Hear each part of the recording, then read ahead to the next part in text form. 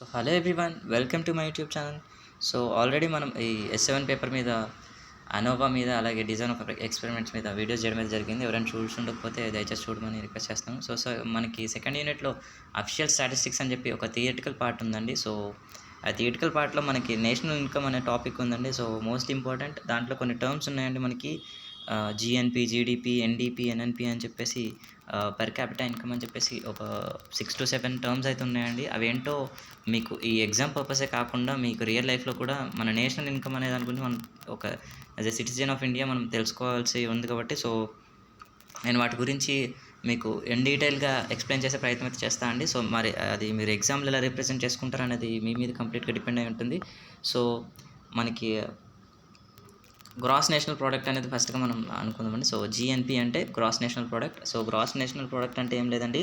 So సింపుల్గా డెఫినేషన్లో చెప్పాలంటే total market value of all final goods and services produced during the year. So మన Indian companies ఏవైతే ఉన్నాయో, సో అవి ప్రొడ్యూస్ చేసే సర్వీసెస్ని, ప్రోడక్ట్స్కి ఉన్న వాల్యూనే మనం ఈ జిఎన్పి అంటామండి. సపోజ్ ఒక గూడ్స్, ప్రోడక్ట్స్ అంటే ఓన్లీ ఏవో సోపు, ఈ సాల్ట్, లేకపోతే ఆయిల్ ప్రోడక్ట్స్ ఇవనుకోకండి.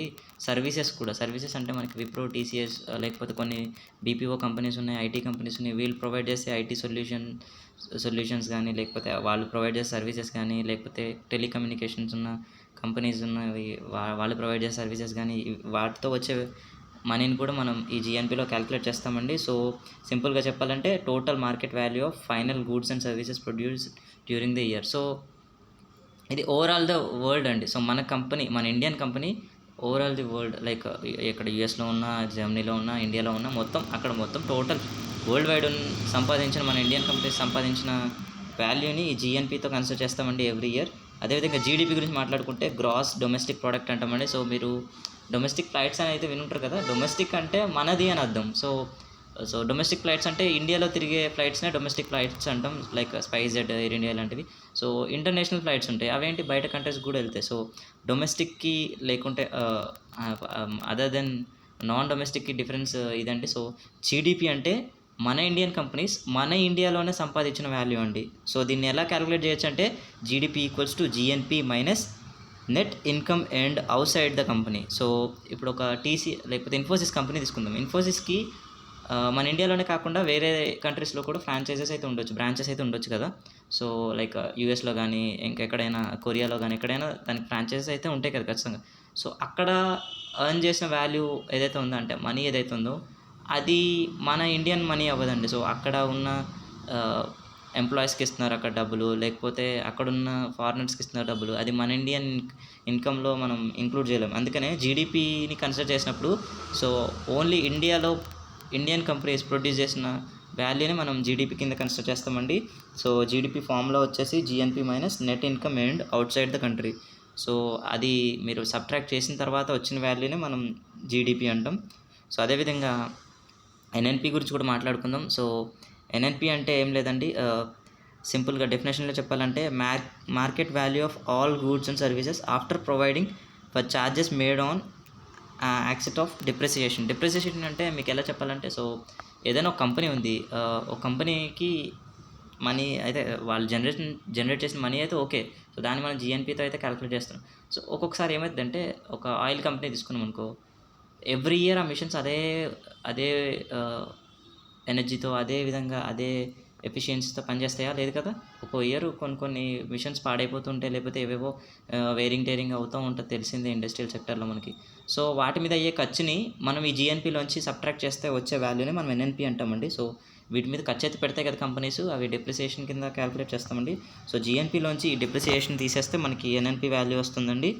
సో దాన్ని మనం నెట్ నేషనల్ ప్రోడక్ట్ అంటాం. సో అదేవిధంగా ఇంకో ఫోర్త్ ఫ్యాక్టర్ గురించి మాట్లాడుకుంటే national income at factor cost అంటాం, ఎన్డిపి. సో దీని వచ్చేసి మనకి గవర్నమెంట్ వీళ్ళ మీద ట్యాక్సెస్ వేస్తారు కదండి, ఇండైరెక్ట్ ట్యాక్సెస్ వదిలేసేయండి.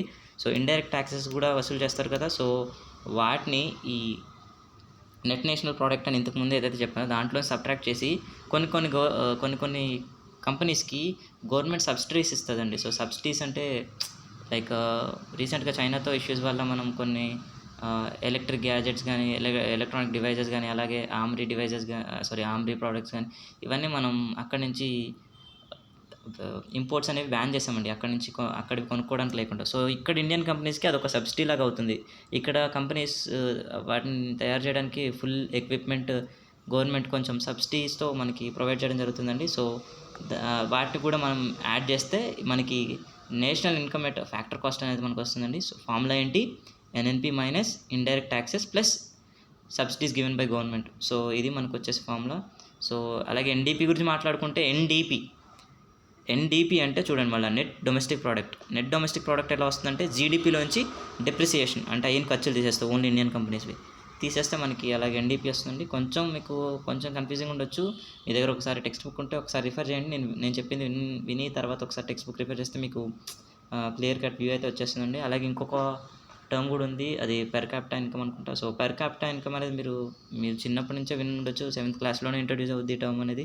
So PCI is an indicator of living standard of a people of a country.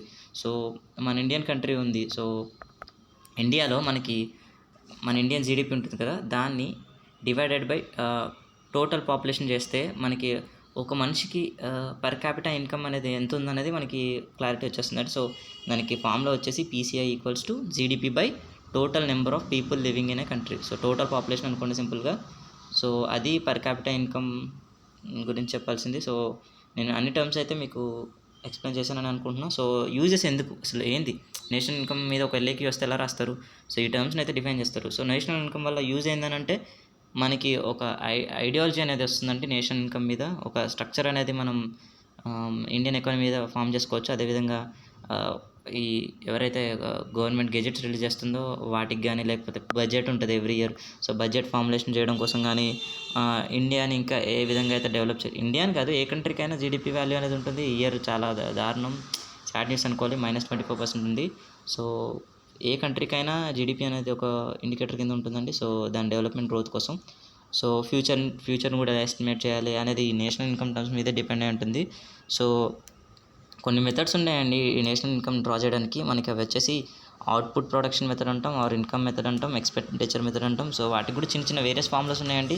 మీరు అంత ఇన్డెప్త్ అయితే నేర్చుకోవట్లేదు. సో ఇది వచ్చేసి నేషనల్ ఇన్కమ్ గురించి చెప్పుకోవాల్సింది. సో ఫర్దర్గా నేను వైటల్ స్టాటిస్టిక్స్ మీద కూడా ఒక వీడియో చేయడానికి ట్రై చేస్తాను. సో అలాగే మీరు ఎన్ఎస్ఓ సిఎస్ఎస్ఓ గురించి కూడా గూగుల్ చేసి తెలుసుకునే ప్రయత్నం చేయండి. మరి దాని గురించి చెప్పాల్సిన అవసరం ఏమని చెప్పండి.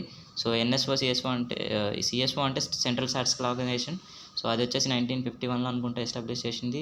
సో దానికి ఒక హెడెడ్ టీమ్ ఉంటుంది, అంటే ఒక డిపార్ట్మెంట్ ఉంటుంది, ఒక డైరెక్టర్, 3 జాయింట్ డైరెక్టర్స్, అలాగే 2 స్పెషల్ ఆఫీసర్స్ ఉంటారు. సో థౌజండ్స్ ఆఫ్ స్టాటిస్టిషియన్స్ ఉంటారు. మీరు మంచిగా స్టాటిస్టిక్స్లో పర్ఫామ్ చేస్తే మీరు కూడా రేపొద్దున అందులో ఒక టీం మెంబర్ అవే అవకాశం ఉండొచ్చు. సో అది సిఎస్ఓ. వాళ్ళు కూడా ఎవ్రీ ఇయర్ కొన్ని గెజెట్స్, క్వార్టర్లీ మ్యాగజైన్స్ ఇలాంటివి రిలీజ్ చేస్తుంటారు.